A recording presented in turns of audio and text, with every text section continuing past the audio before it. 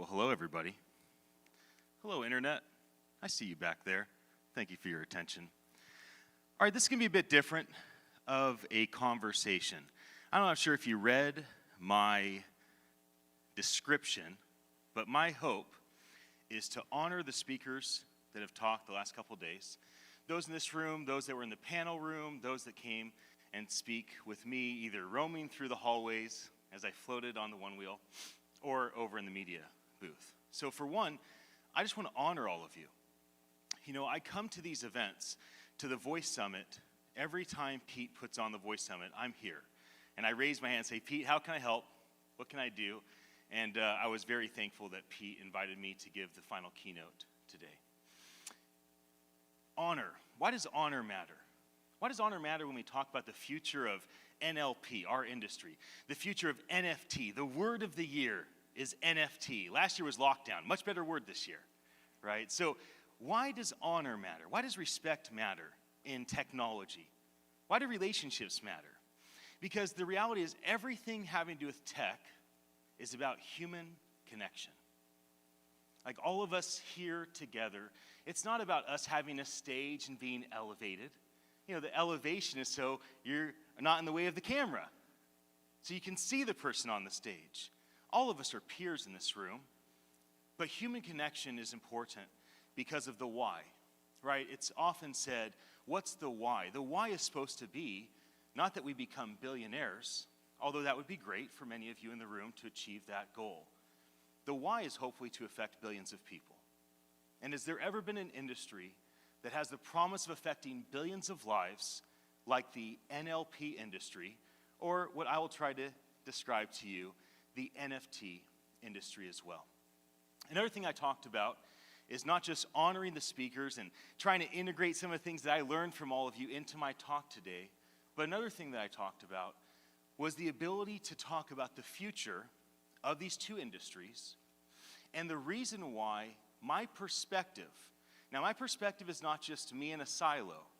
I've actually interviewed approximately 500 technology leaders in the NLP, conversational AI industry, and the crypto NFT industry the last few years. Now, the reason why I've done my own conferences like the Voice Summit, and I co-produced a conference last month with 10,000 people showed up to Times Square for our NFT NYC conference. The reason why I do these conferences, show up to these conferences, sit in the seat and listen, interview, is because I'm here to learn. I'm here to learn about what your thoughts are and what you're building toward, what your why is. I'm also here to do market research. I just find it's a lot easier for me to ask you, the investors, you, the strategic partners, you, the clients, what are you building and why? What are you paying for and why? What matters to you and why does that matter? And why do I want to know these things? So I can build at my company, attn.live, what is our hope, the great communication tool of our generation. I often am inspired by the past. You know, what was Gutenberg's why?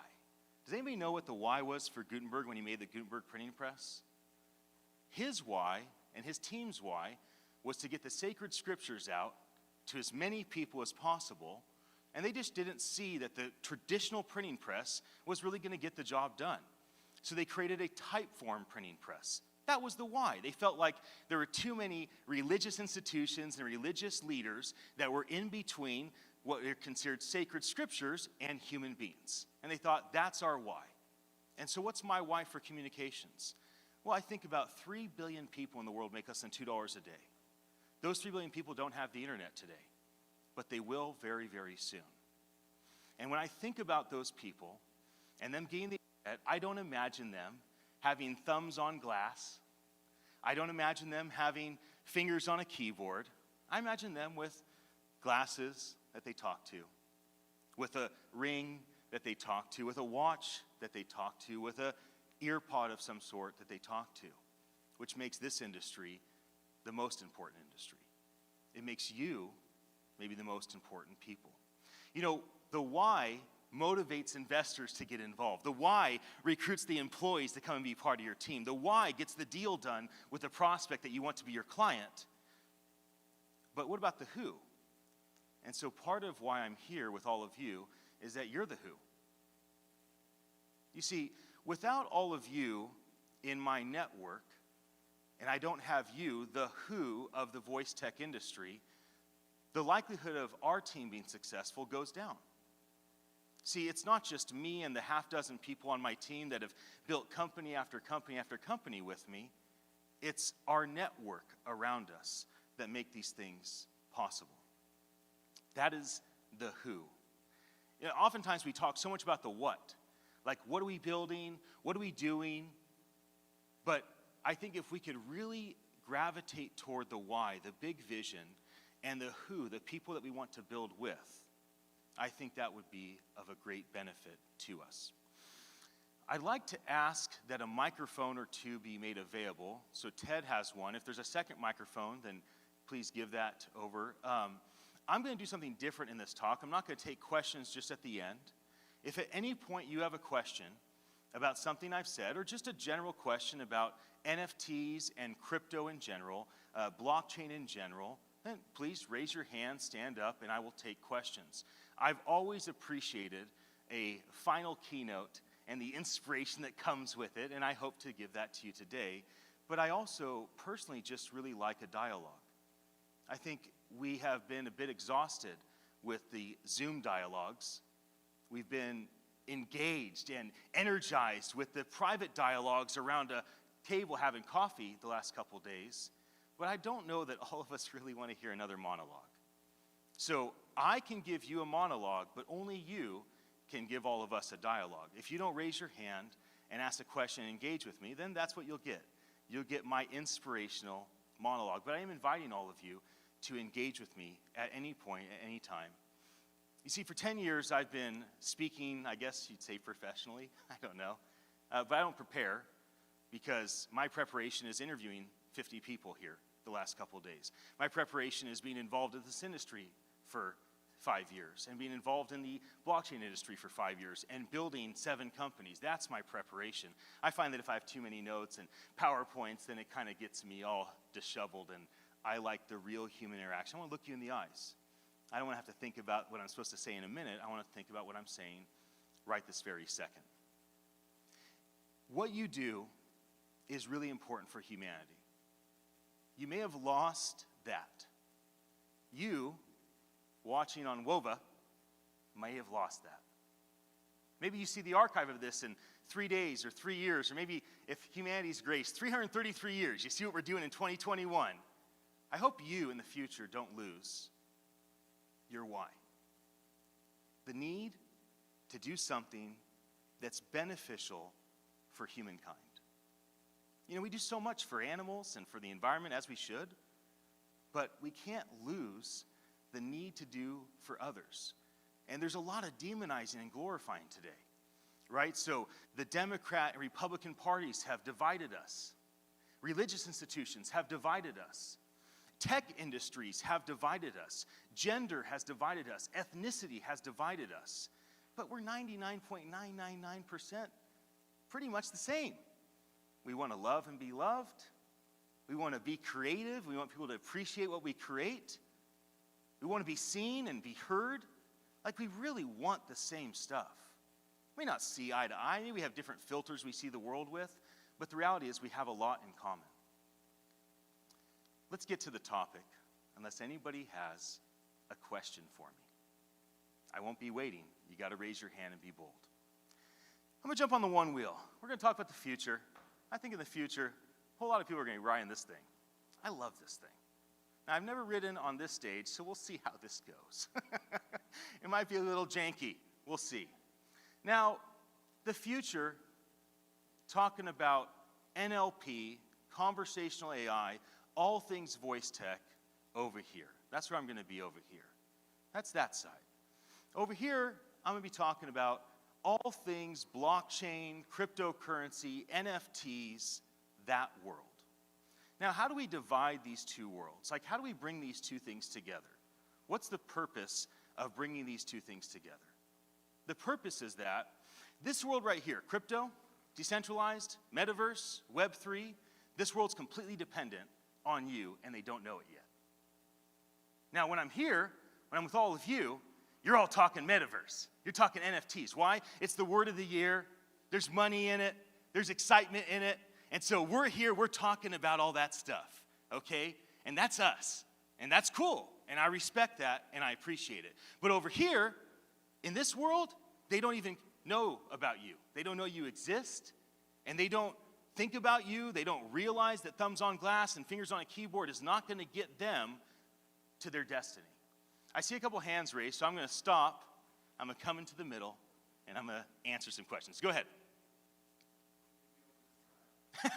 Here I come over to the Web3 world. Hit me.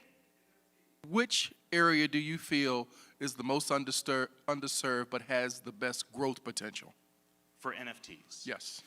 The area with the most growth potential for NFTs is utility.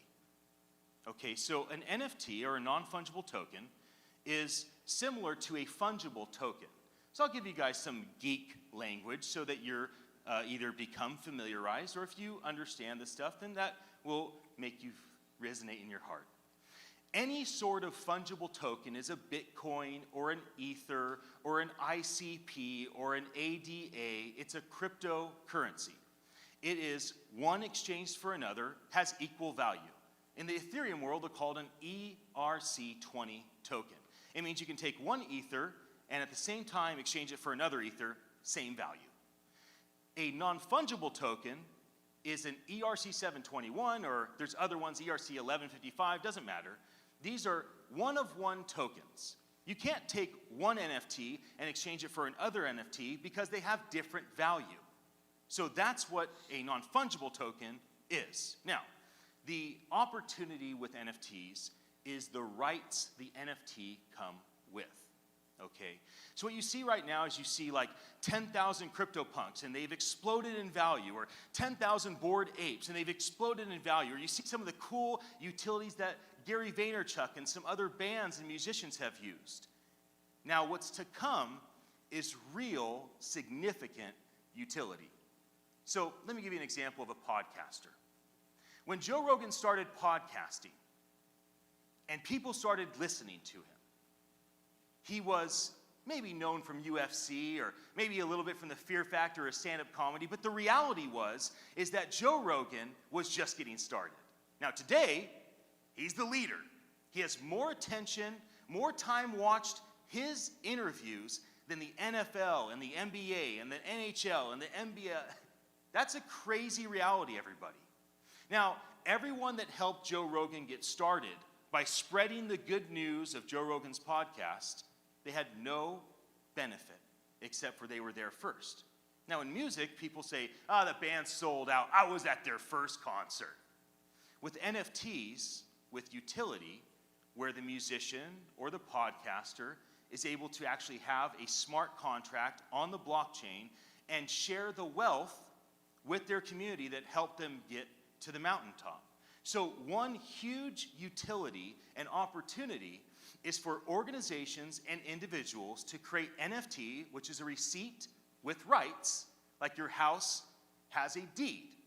The deed is the receipt. The right is you get to live there. Your car is a pink slip.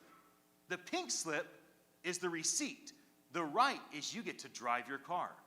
An NFT is simply a receipt that you own something, like a podcast or a song or a piece of art. The right should be more than just, I have this one-of-one collectible. Ideally, the right gives you access to the podcast to be a guest on the show, to the musician to be able to go to their concert or maybe benefit from the sales of their record, right? So this is the greatest opportunity in the NFT space, is to stop just creating NFTs that are collectible because of scarcity or because of FOMO or because the industry's exploding, but to create NFTs that have real, tangible utility. Thanks so much for that question. I saw John raise his hand. Go ahead, John. Am I going over to the voice world right here? Are we talking voice, or are we going back to NFT world? I don't know. I'll stay in the middle. I'll stay in the middle. I lost track of which is on which side. This may span them. But so if we're interested in the metaverse, is there some place you would recommend that we start out, some product we purchase, something to try it out? Especially, like I was just talking to a colleague and he was saying, well, maybe there'll be virtual museums. So I thought, well, okay, that would be fun. That's something I could do with my daughter. Do you have any recommendations like that, so for somebody like myself to learn about the metaverse? Well, a lot of people are going to disagree with me. So I'm going to go over to the voice world to answer this question. I'm a big fan of decentralization. I like the little guy, I like the entrepreneur, I like the libertarian politician. I'm an anarchist. I want everything to be broken down. I want the people to be responsible for what they do. I want people to benefit from their own work. I am not a huge advocate of a certain political party, a certain religious institution, a certain huge trillion-dollar market cap corporation. It's just not how I tick. The voice industry has been an interesting industry for me because it's given me a lot of honor for the big, huge, trillion-dollar tech institutions. And it's helped me understand the benefit of these organizations. So I come over here to answer this way. I think an Oculus Quest is probably the most important tool that you can use over the next few years when it comes to engaging with the metaverse, but not necessarily Facebook's Meta.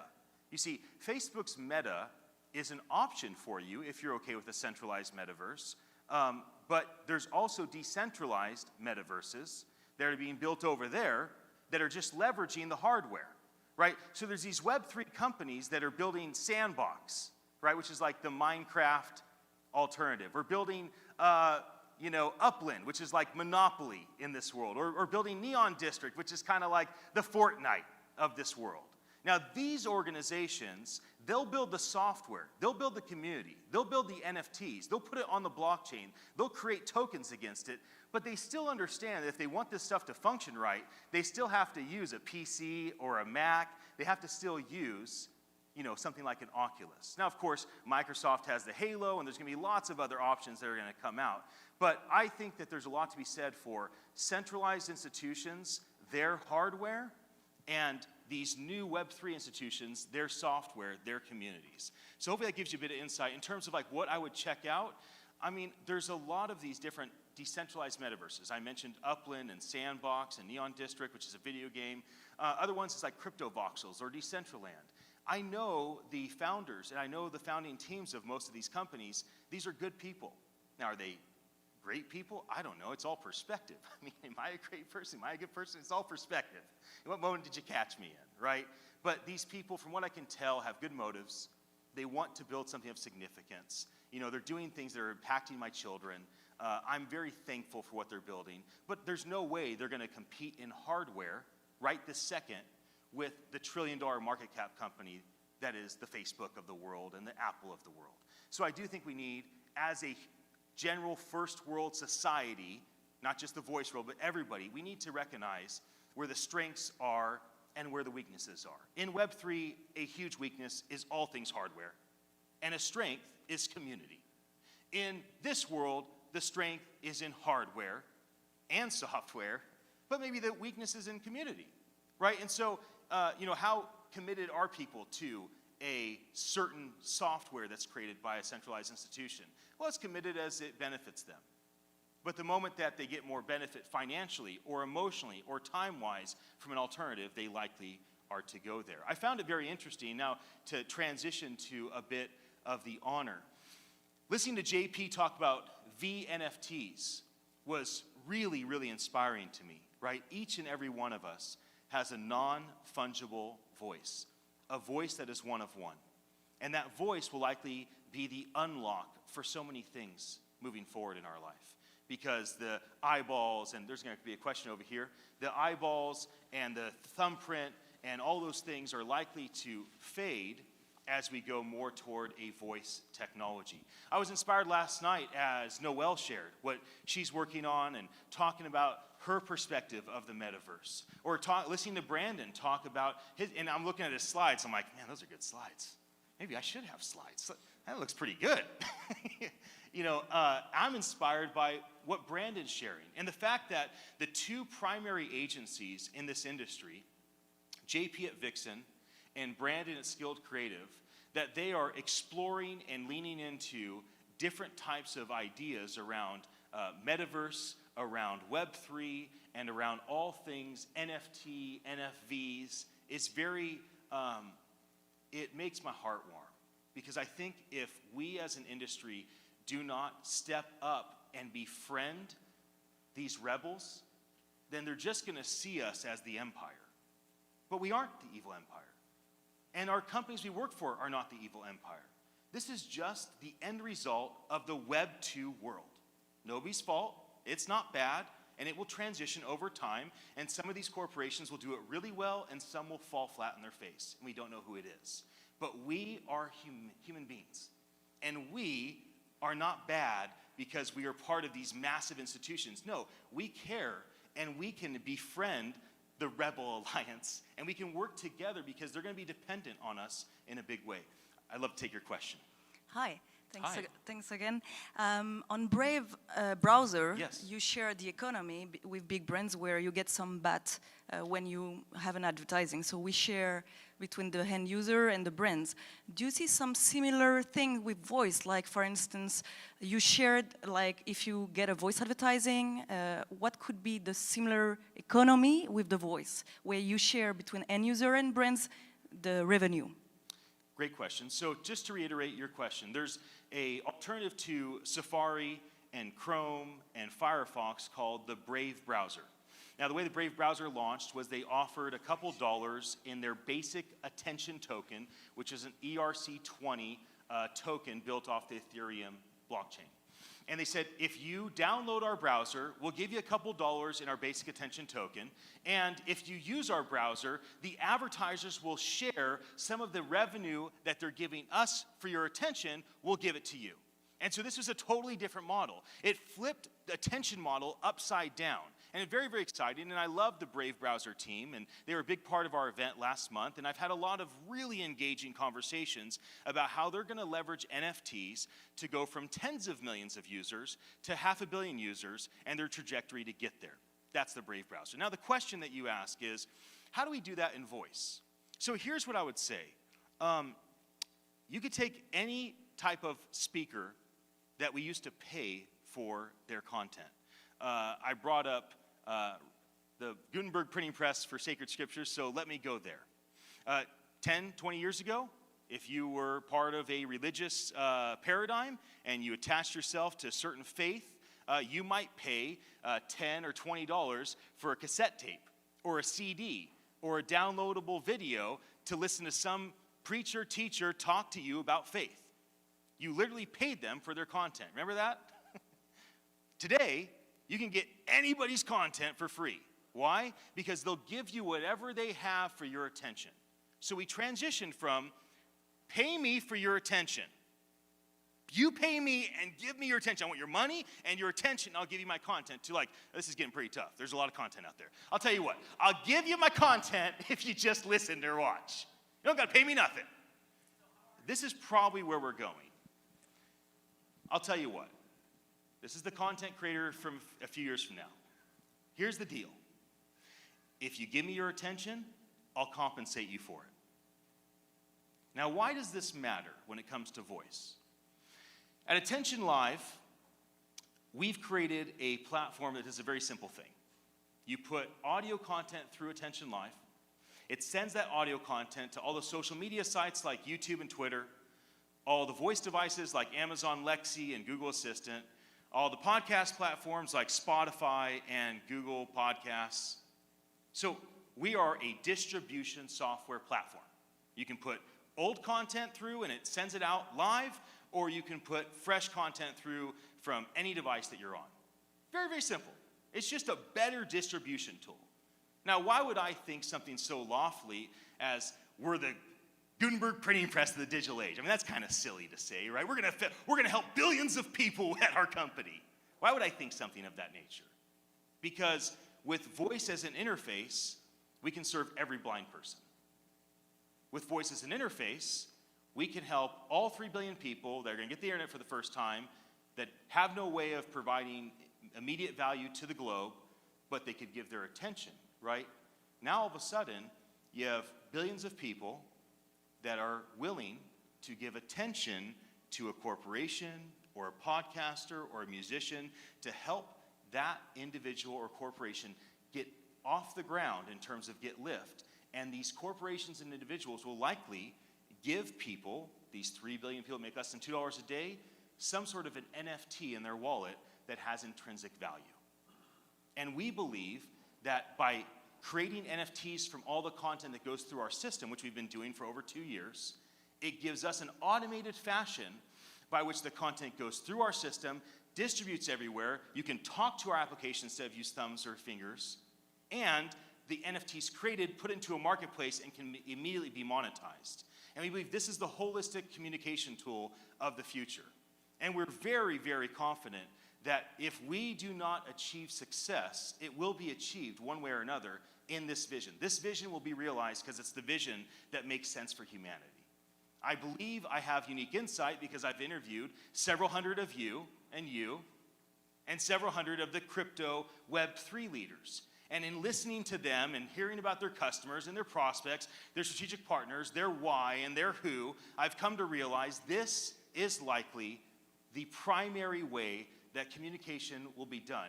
The reason why video is going to win in the long run is it's just too demanding. You see, if I have to make a video as a content creator, how do I look? What's behind me? Who's in this? What am I wearing? Do I have a logo on? Is anything going to happen that's unexpected? It's a lot. I mean, that's a lot to think about as a content creator. Bandwidth is a big deal. Now, as a content consumer, I mean, who wants to really give people their undivided attention? Think about it. I mean, it's a lot that Netflix and Amazon Prime ask for us to watch videos today. And there's a reason why Joe Rogan has greater attention than all the sports leagues in America. It's because it's passive. Because you can listen in the shower, you can listen in the car. You can pick it back up in the kitchen, you can lay it down, come back to it in an hour or a week or a year. Because it's passive. You just get to absorb this information passively. So we believe voice as the content medium wins over the written word, because the written word demands that you read and the video demands that you watch. Audio allows you to create content at scale and listen to content at scale as well. You know, so many of the talks that have happened here are inspiring. I think I've heard Jeff's talk 4 times now. Every time I hear it, I'm like, it's like a new message for me all over again. I heard it for the first time at Project Voice X. And we want to just give a shout out to Bradley Metrock for all that he does with Project Voice, bringing community together as well.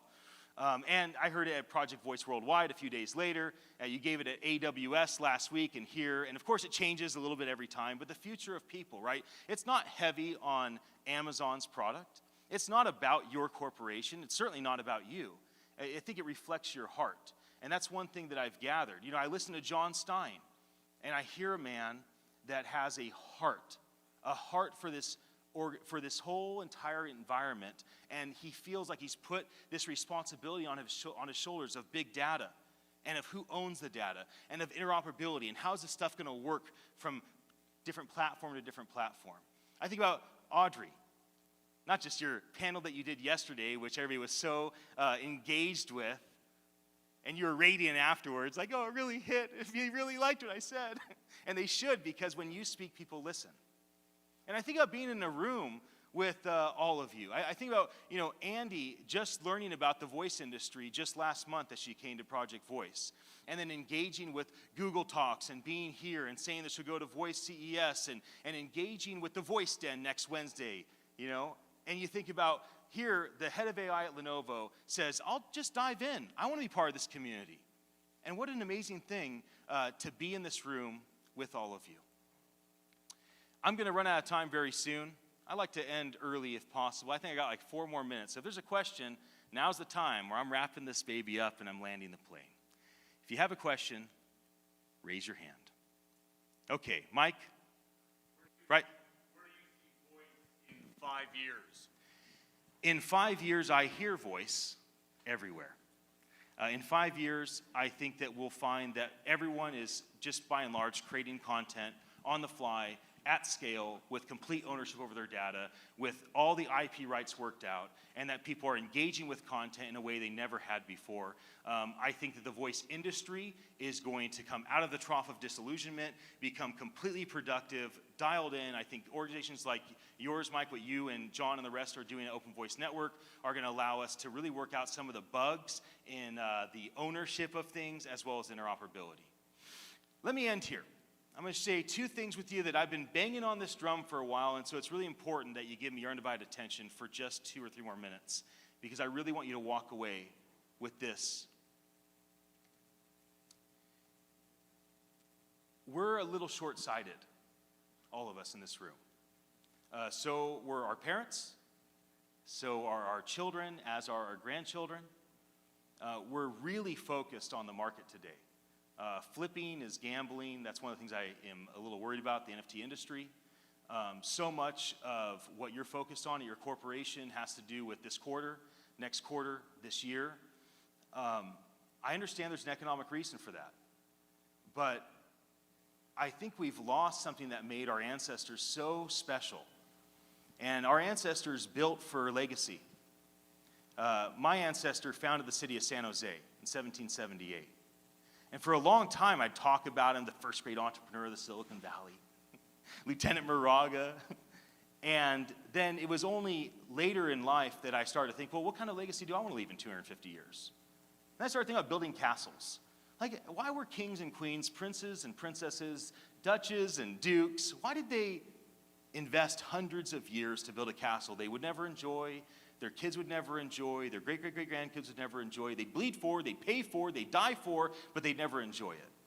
And my answer is that they are building a legacy. They weren't so short-sighted. I just implore all of you, it doesn't matter if the board agrees with me. It doesn't matter if your employees or your boss agree with me. You have to decide as an individual human being if you are going to build for today and build for the paycheck tomorrow, or if you're willing to do something of greater significance than that. Finally, my final point is on encouragement. There's a reason why I talked about JP and Brandon, who's not even in the room, as he had to go back to New York, or John, or Audrey, or Noel, or Andy. There's a reason why I talk about Jeff, and there's a reason why I bring honor to all of you. It's to put courage in your soul. That's the whole point of the word encouragement. All that encouragement is to take courage that I do or do not have, but to use my mouth that I definitely have, and to say something to you about who you are, what you've done, what you're doing, what you can do that makes you feel like I can do it. We are so drawn toward the call to action. Go to this website, email this, text this number, go to this landing page, do this one thing, come in my funnel right now. And that's usually how we end things. That's usually how we start things, and the whole middle kind of feels like that more often time. Only you can decide if you're going to be an encourager. Only you can decide what you're going to do with the platform that you have. It's up to you. Not your spouse, not your God. You. You decide what you're about. Be about encouraging people. And I hope today I put some courage in your soul. Thank you so much. Oh, man. Let's give it up. Ian, that was amazing. That was unbelievable. Give me a hug. Oh, wow. What an inspiring message to wrap it up here. I'm not going to ride this. I really want to.